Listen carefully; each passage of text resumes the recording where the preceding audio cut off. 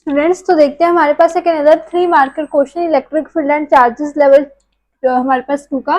तो क्वेश्चन क्या कह रहा है हमारे पास, a hollow cylinder box of length this, हमारे पास एक होलो सिलेंडर दिया है, होलो सिलेंड्रिकल बॉक्स दिया है जिसका लेंथ हमारे पास 0.5 मीटर दिया है, ठीक है।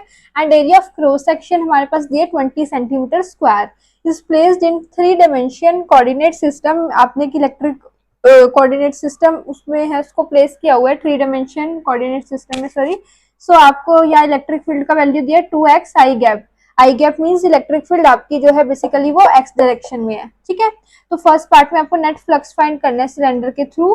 तो नेट फ्लक्स कैसे फाइंड आउट करेंगे, तो देखो एक F5, एक हम सबसे पहले phi1 फ्लक्स निकालेंगे, phi2 फ्लक्स निकालेंगे, दोनों को ऐड करेंगे। क्या मतलब, हम सभी जानते हैं कि जो इलेक्ट्रिक फ्लक्स है वो सिर्फ उसी सरफेस का निकलते हैं जहां से आपकी इलेक्ट्रिक लाइन फील्ड आप कह सकते हो उसको चीरते हुए जा रही है, जिस सरफेस को जिसमें से पास आउट हो रही है। तो जब इलेक्ट्रिक फील्ड लाइन यहाँ एक्स एक्सिस के थ्रू जाएगी तो वो इस तरह से जाएगी, तो वो ये वाला सरफेस और एक ये वाला, इन दोनों सरफेस को चीरते हुए जाएगी। तो इस सरफेस का फ्लक्स लेट से phi1 होगा, इसका लेट से phi2 होगा, ठीक है। सो phi1 हम निकालेंगे, phi2 निकालेंगे, इन दोनों को ऐड कर देंगे, ठीक है। phi1 निकालेंगे, ES cos थीटा फॉर्मूला होता है हमारे पास, ES cos थीटा ये फॉर्मूला होता है। तो यहाँ पे अगर हम बात करें, थीटा हमारे पास एंगल होता है इलेक्ट्रिक फील्ड और एरिया वेक्टर के बीच का। तो यहाँ पे अगर इलेक्ट्रिक फील्ड, तो हमें पता है इलेक्ट्रिक फील्ड तो कहाँ है, एक्स एक्सिस में है, और इसका एरिया वेक्टर का होगा इसके परपेंडिकुलरली आउटवर्ड्स, परपेंडिकुलरली आउटवर्ड्स यानी कि यहाँ पे। तो दोनों अपोजिट डायरेक्शन में है, तो एंगल क्या हो जाएगा हमारे पास cos 180, ठीक है। cos 180 की वैल्यू क्या होती है, -1।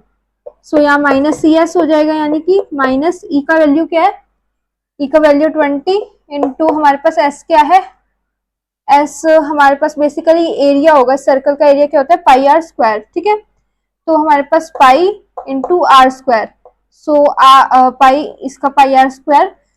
सो आर हमारे पास कितना दिया हुआ है, लेंथ इसका हमें ऑलरेडी गिवन है 0.5, यहाँ से यहाँ तक। तो 0.5 का हमारे पास क्या होगा यहाँ पे स्क्वायर। सो इसको सॉल्व करेंगे तो हमारे पास -2 इंटू 10 टू द पावर -2 आएगा हमारे पास newton metre square coulomb inverse, ठीक है। phi2 निकालेंगे तो ES cos एंगल क्या होगा, यहाँ पे देखो, यहाँ पे इलेक्ट्रिक फील्ड एक्स एक्सिस में इस तरह से है और इसका एरिया वेक्टर भी परपेंडिकुलरली यहाँ से बाहर निकलेगा, यहीं पे होगा। तो यहाँ पे इस केस में दोनों सेम डायरेक्शन में है, तो cos 0 का वैल्यू 1 होता है, तो यहाँ प्लस CS आ जाएगा, ठीक है। प्लस CS जब करेंगे इसी का, तो वो 4 इंटू 10 टू द पावर -2 आप सब करोगे तो आपके पास आएगा, ठीक है। तो ये माइनस का है, ये प्लस का हमारे पास है, नेट निकालेंगे तो दोनों को ऐड करेंगे, ठीक है।